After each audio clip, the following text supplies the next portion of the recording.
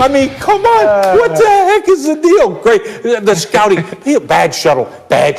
Oh, he can't play in the NFL. He ran a bad shuttle. You know what? There was an old coach who used to tell me this. You know why guys scout? I go, why is that, coach? Because they couldn't coach.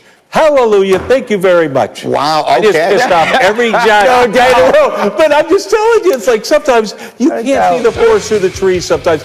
How do we pass on this guy? The best thing he does is his competitiveness. RC, as we watch DK Metcalf, he reminds you of the occasional player. Randy Moss was this way.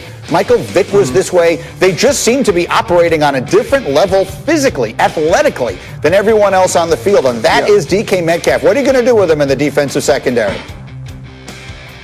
Listen, you got to make sure you lean a safety toward him because he can take the top off of a defense, but you got to be physical. Like, guys are going to have to start to understand. You're going to have to go and shoot DK Metcalf's legs. You're going to have to make him earn yardage and play a game of physicality with him. He's not necessarily the best wide receiver in the league right now, but he's the most unique. And I think he's unique like no other wide receiver has been. We haven't seen a guy this dense. We haven't seen a guy this explosive, a guy this powerful. He moves in a different way than we're used to seeing our bigger wide receivers move. And I believe that's what makes him special. And when you talk about that competitiveness, that's what we saw. I think the greatest compliment you can ever give a wide receiver or an offensive player is this. That dude could play defense. We always said it about Hines Ward, who, by the way, looked way different than DK Metcalf. But when you say, hey, man, that dude can play defense, that means you respect him. And DK Metcalf can for sure play defense. Get a minute on the team here. The Seattle Seahawks, you said it. Their much maligned defense played better yesterday. 1 week it's Metcalf, 1 week it's Lockett putting up huge numbers, and Wilson's having an MVP season. What do you think of the Seahawks today? Yeah, their offense is outstanding, right? And this is an offense that's just going to continue to get better. Brian Schottenheimer's doing a really nice job. I mean, he's going to get himself into the head coaching conversation with the way that he's operating their offense. You know, the trade for Everson Griffin, maybe that helps that football team in their pass rush.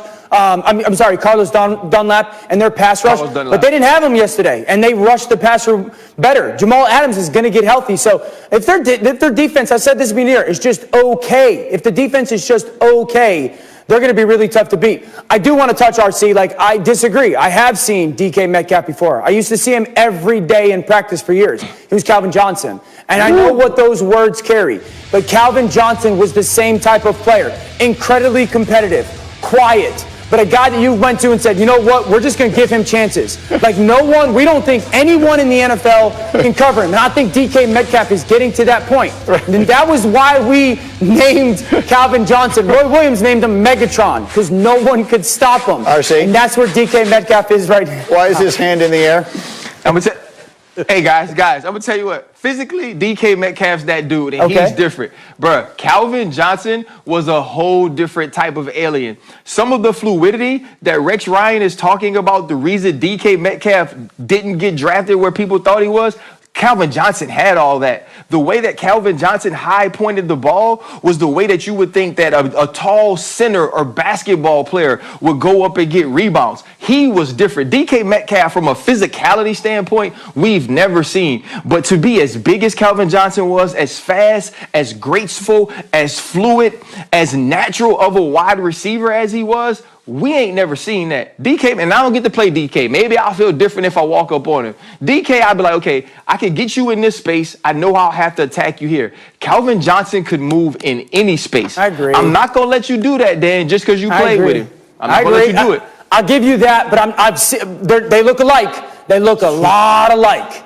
I'm not backing off of mine, by the way. DK Metcalf is right now the receiver I would start a team with. He gave me the option of every single one of them in the sport. Meanwhile, the next 14 minutes, and then First Take comes your way, top of the hour. Lamar Jackson was a big part of the problem yesterday for the Ravens. Stephen A. Max and company debating what that means in the big picture and more. Again, they come your way just less than 14 minutes from now. We are with you commercial-free until then. And right now, I wish you could have seen the way Rex has been agonizing over this question. Who owns the rookie record for most passing yards? See, I'm on such a roll here. That's why I want to keep it going. Look, the average fan is going to say Baker Mayfield. The average fan doesn't know. I mean, he had a touchdown record. I get it. That's not him. Okay. All right. And it's certainly not Mark Sanchez or Geno Smith. All right. So I'm looking. I got it down. I narrowed it down to three guys. Dak Prescott, man, he came out fire. No, it ain't him. They never put up that many yards his rookie year. So then I'm down to two different guys. Carson Wentz. It's got to be Carson Wentz. No, not so fast. I'm going to go a guy that only started 15 games that rookie year. All right? Deshaun Watson, that's who I'm saying. That is not even close. The answer is Andrew Luck, whose name you never mentioned, whose name you never seemed to even consider.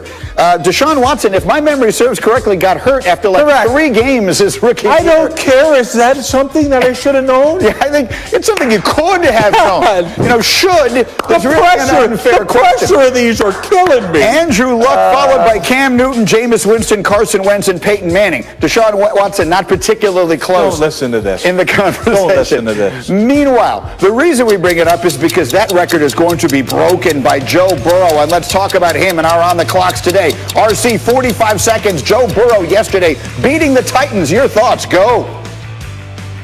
Listen, Joe Burrow has been absolutely amazing. 26 of 37 today. He outplays Ryan Tannehill, who we were talking about in the MVP conversation. You're going up against a one-loss team, and this is the Cincinnati Bengals team we don't expect much from. Not only is Joe Burrow playing so great that his offense is doing well, that they score in the red zone, that he's efficient, that he doesn't turn the football over, but this team is starting to believe because of this quarterback, the way he works, the way he prepares, the person he is off of the field is now starting to radiate throughout this team on the grass. This is awesome for the Cincinnati Bengals. Zach Taylor has his guy. Now it's time to build around him. He is showing you that he can win. He is showing you that he can change a culture. Now with changing that culture, put the pieces around him to get this guy to a Super Bowl. I totally agree. Rex, you are next. 45 seconds. Justin Herbert, spectacular again, but the Chargers blow another lead. 45 seconds. It's unbelievable. So Justin Herbert, to me, he would be the first guy you would take. It's impossible. What this guy's doing, he's had 3 offensive linemen out almost every single game this year, and yet it doesn't matter. He's got his offense 3rd in the National Football League. That's the good news. They're putting up points all over the place. The bad news is this team can't finish. They can't find ways to finish. They've lost. Look, they had a 21-point lead against Denver and allowed them to come back. It's not John Elway at quarterback they face. This guy right here is the answer. I hope they don't do anything stupid in that organization. Stay the course. You've got a franchise quarterback. You're going to be competitive for the next 15 years. Justin Herbert does look every bit the part. So that's 2 rookie quarterbacks who look really good. Dan, meanwhile, your 45 seconds go to Patrick Mahomes, who threw 5 touchdown passes yesterday, albeit against the Jets.